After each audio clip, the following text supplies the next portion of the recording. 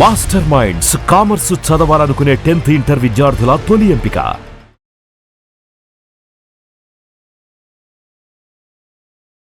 Cigarette తాగే వాళ్ళలో cancer ఉంటే ఎటువంటి లక్షణాలు ఉంటాయి అనేటువంటిది ఒక ప్రశ్న. సిగరెట్ తాగే వాళ్ళల్లో ఏంటంటే సిగరెట్ స్మోకు వాళ్ళు పీల్చుకునే దగ్గర నుంచి, అంటే పెదవుల మీద సిగరెట్ పెట్టుకొని లోపలికి పొగ పీల్చడం మొదలుపెట్టి మళ్ళీ తిరిగి పొగ వదిలే వరకు ఆ దారిలో, ఆ పొగ ప్రయాణం చేసేటువంటి దారిలో పెదవుల లోపల భాగాలు, బుగ్గ లోపలి భాగాలు, నాలుక, అంగిటి అంటారు కదా, దాని ప్యాలెట్, స్వరపేటిక లోపల్లో నుంచి ఊపిరితిత్తులోకి, ఆ ట్రెకియా, దాని తర్వాత ఊపిరితిత్తులోకి వెళ్ళడం, మళ్ళీ ఊపిరితిత్తుల్లో నుంచి మనం సేమ్ ఇదే దారిలో వెళ్ళిన దారిలోనే ఈ పొగ బయట రావడం అనేటువంటి జరుగుతుంటుంది. సో సిగరెట్ తాగే వాళ్ళల్లో ఆర్ బీడీ తాగే వాళ్ళలో కానీ, ఎలాగ పొగాకు ఏ రకంగా తాగే వాళ్ళల్లో అయినా పొగ ప్రయాణం చేసే మార్గంలో ఏమేమైతే దానికి అవయవాలు కానీ వస్తుంటాయో వాటన్నిటికీ కూడా క్యాన్సర్ సోకేటువంటి ప్రమాదం ఉంటుంది. సో అందువల్ల సిగరెట్ తాగే వాళ్ళలో మోస్ట్ కామన్ లంగ్ క్యాన్సర్ వచ్చిన, స్మోక్ని పీల్చుకునేటువంటి టైంలో అది సైనసెస్ కానివ్వండి, నోరు లోపలి భాగము, నాలుక మీద, ఇటువంటి అన్ని చోట్ల కూడా స్మోక్ యొక్క దుష్ప్రభావాలకి ఇవన్నీ ఎక్స్పోజ్ అవుతాయి.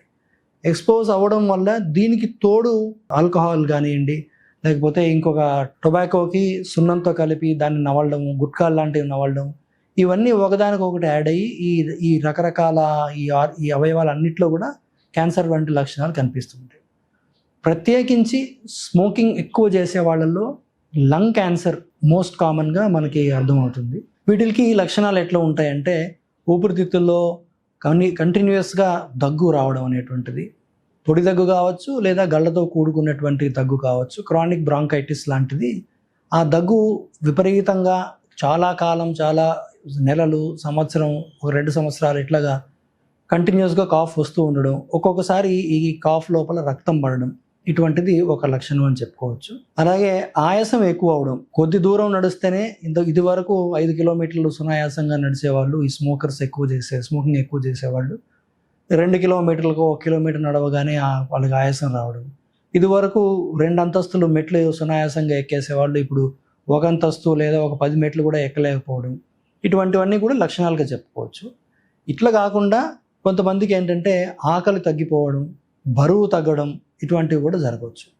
ఇవి ఊపిరితిత్తుల్లో వాళ్ళకి క్యాన్సర్ గానే ఉంటే దానికి వచ్చేటువంటి లక్షణాలు ఇవి ఉంటాయి. ఇవి కొంచెం అర్లీగా వాళ్ళు కానీ గమనించగలిగినట్టయితే వెంటనే డాక్టర్ని కన్సల్ట్ చేసి, లంగ్స్ డాక్టర్ను లేకపోతే ఇంకొక జనరల్ ఫిజిషియన్ను కన్సల్ట్ చేసి ఇట్లాంటివి ఉన్నాయంటే, ఈ లక్షణాలు అనేటువంటివి క్యాన్సరే కాకుండా క్రానిక్ బ్రాంకైటిస్, స్మోకింగ్ ఎక్కువ చేసే వాళ్ళలో కామన్గా వచ్చేటువంటిది బ్రాంకైటిస్. ఈ స్మోక్ వెళ్ళి ఊపిరితిత్తుల లోపల ఉండేటువంటి కణాలని ఇరిటేట్ చేసి వాళ్ళకి దగ్గి స్మోకర్స్ లంగ్స్ అని అంటారు కామన్గా చెప్పడం, ఆ స్మోకర్ లంగ్ లాంటివి కామన్గా రావచ్చు. రెండోది లంగ్స్ పైన, అంటే స్వరపేటికలో వాళ్ళకి ఎస్పెషల్లీ గొంతు బొంగురు పోవడం, మాట క్లియర్గా లేకపోవడం, ఇటువంటిది కామన్గా జరుగుతుంటాయి. ఇది కొన్నిసార్లు కొన్ని ఇన్ఫెక్షన్స్ వల్ల కావచ్చు, వైరల్ ఇన్ఫెక్షన్స్ వల్ల కావచ్చు, లేదా ఎక్కువ కాలం ఈ స్మోక్ ఎక్స్పోజ్ అవ్వడం వల్ల స్వరపేటికలో వోకల్ కార్డ్స్ అని ఉంటాయి. అవి చాలా సున్నితమైనటువంటి అవయవాల స్ట్రక్చర్స్. అవి డ్యామేజ్ అయిపోయి వాటి మీద చిన్న చిన్న అల్సర్స్ లాంటివి ఫామ్ అవ్వడం, లేకపోతే ఒక చిన్న గ్రోత్ లాంటిది, ఒక కాలీఫ్లవర్ లాంటి గ్రోత్ చిన్నది ఫామ్ అయిపోయి దానివల్ల కూడా వీళ్ళకి గొంతు బొంగురు పోవడం జరుగుతుంటుంది. సో గొంతు బొంగురు పోవడం అనేటువంటిది అది నెక్స్ట్ ఇంపార్టెంట్ లక్షణం, అది గుర్తుపెట్టుకోవాలి. వాయిస్ చేంజ్ వచ్చింది, ఎక్కువ రోజులు ఇట్లే ఉంది అనుకుంటే వెంటనే డాక్టర్ని సంప్రదించి ఇది క్యాన్సర్ కావచ్చు అనేటువంటి కోణంలో కూడా ఇన్వెస్టిగేషన్స్ చేయాల్సిన అవసరం ఉంటుంది. సో ఇక దానిపైన సైనసెస్, అంటే మనకి తరచుగా ముక్కులో నుంచి ఫ్లూయిడ్ కారుతుండడం, తరచుగా ముక్కులో నుంచి వాటర్ లాంటిది, లేదా ఒక్కొక్కసారి ఫౌల్ స్మెల్లింగ్, బాగా చెడు వాసనతో రావడం, సైనసైటిస్ లాంటి ప్రాబ్లమ్స్ రావడం, ఇట్లాంటివి జరగవచ్చు.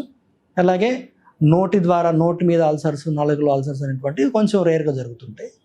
సో ఈ రకంగా చూసుకున్నట్టయితే ఎక్కువ కాలం స్మోకింగ్ చేసే వాళ్ళల్లో క్యాన్సర్కు సంబంధించిన లక్షణాలు మనం చెప్పుకున్నట్టుగా తగ్గకుండా కంటిన్యూస్గా దగ్గు రావడం, అది గళ్ళతో కావచ్చు, గళ్ళ లేకుండా పొడి దగ్గు రావచ్చు, ఒక్కొక్కసారి గళ్ళలో రక్తం పడడం, అండ్ ఇది వరకు సునాయాసంగా చేయగలిగే ఫిజికల్ ఎక్సర్సైజ్ తగ్గిపోవడం, మాటలో మార్పు రావడం, ఛాతీ హెవీగా బరువుగా అనిపించడం, ఇటువంటి లక్షణాలు ఉంటే కనుక వెంటనే డాక్టర్ని సంప్రదించాల్సిన అవసరం ఉంది. కానీ గుర్తుపెట్టుకోవాల్సిన అవసరం ముఖ్యమైన విషయం ఏంటి అంటే, స్మోకింగ్ చేసే వాళ్ళలో ఈ లక్షణాలు కనిపించి ఒకవేళ అది క్యాన్సర్ లక్షణాలు అయితే అప్పటికే క్యాన్సర్ అడ్వాన్స్ అయిపోయి ఉంటుంది. కాబట్టి స్మోకింగ్ ఎస్పెషలీ హెవీ స్మోకర్స్ అయిన వాళ్ళు, 50 ఏళ్ళు పైబడిన వాళ్ళు మన గైడ్ లైన్స్ ప్రకారం low dose CT scan screening కూడా చేసుకోవచ్చు. ఇది ఒకటి గుర్తుపెట్టుకొని మనకి ఏ చిన్న అనుమానం ఉన్నా కూడా మీరు కంగారు పడకుండా డాక్టర్ దగ్గరికి వెళ్ళి ఇటువంటి లక్షణాలు ఉన్నాయి, ఇది క్యాన్సర్ అవ్వచ్చా లేదా అనేటువంటిది మీరు ఒకసారి డిస్కస్ చేస్తే ఆ యాంగిల్లో కూడా మనం ఇన్వెస్టిగేషన్స్ చేసి దాన్ని కొంచెం త్వరగా మనం దాని నుంచి బయటపడడానికి అవకాశం ఉంటుంది.